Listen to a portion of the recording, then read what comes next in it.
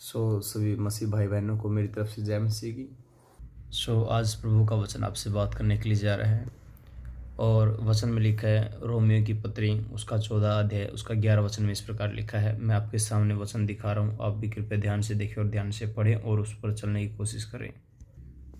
वचन में लिखा है, क्योंकि लिखा है, प्रभु कहता है, मेरे जीवन की सौगंध, हर एक घुटना मेरे सामने टिकेगा और हर एक जीभ परमेश्वर का अंगीकार करेगी। इसलिए हम में से हर एक परमेश्वर को अपना लेखा देना पड़ेगा।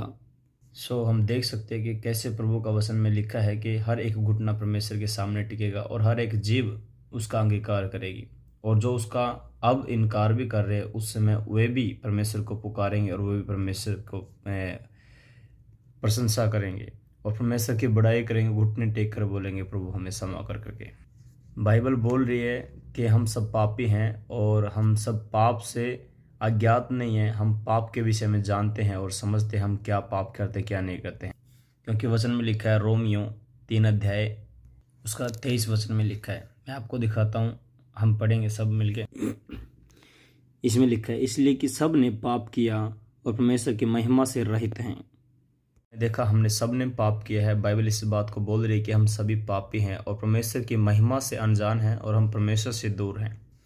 और रोमियो 6 अध्याय उसका 23 वचन में इस प्रकार लिखा है, क्योंकि पाप की मजदूरी तो मृत्यु है, परंतु परमेश्वर का वरदान हमारे प्रभु यीशु मसीह में अनंत जीवन है। इसलिए जो कोई पाप करता है वो एक मजदूरी कमा रहा है और उसकी मजदूरी, जो पाप की मजदूरी है, वो मृत्यु है। जो मजदूरी का फल है वो मृत्यु हमें मिलती है अंत में। यदि हम कहें कि हमने कोई पाप नहीं किया है, मैं पापी नहीं हूँ किसी भी रीति से, तो वह मनुष्य अपने आप को धोखा देता है, क्योंकि हमने सब ने पाप किया है। बाइबल इस बात को बोलती है और हम आपको दिखाते हैं कि अगर हम अपने पापों को माने और पश्चाताप करके प्रभु के पास आए तो वो हमारे पापों को क्षमा करने के लिए सक्षम है और वो हमारे अपराधों को क्षमा करता है। और वचन में लिखा है, पहला यूहन्ना उसका 1 अध्याय उसका 8 वचन और 9 वचन में इस प्रकार से लिखा है, आपके सामने पढ़ता हूँ। यदि हम कहें कि हम में कुछ भी पाप नहीं, तो वह अपने आप को धोखा देता है और हम में सत्य है नहीं। और आगे लिखा है, यदि हम अपने पापों को मान ले तो वह हमारे पापों को क्षमा करने और हमें सब अधर्म से शुद्ध करने में विश्वास योग्य और धर्मी है। तो आपने सभी ने देखा अभी कि बाइबल में इस प्रकार से लिखा है, अगर हम अपने पापों को माने, अगर हम पश्चाताप करें, प्रभु के सामने जाए, तो हमें क्षमा करने में विश्वास योग्य और धर्मी है।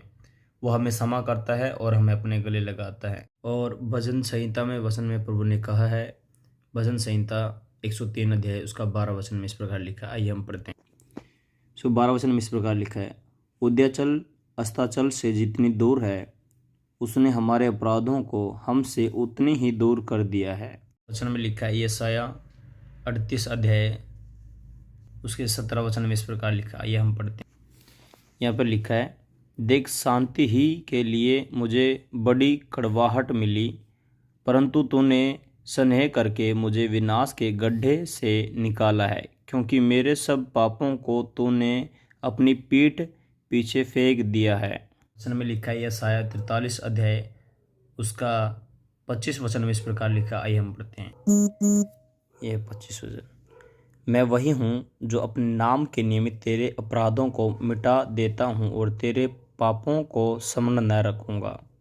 अगर वचन आपको अच्छे लगे हैं तो वीडियो को लाइक करें और ज़्यादा से ज़्यादा शेयर करें, ताकि ये वचन उन लोगों तक भी पहुँच सकें जो संसारी दुनियावी बातों में फंसे हुए हैं और वह विचार में बहुत सारी बातों में जो संसार की हैं वह उनमें फंसे हुए हैं।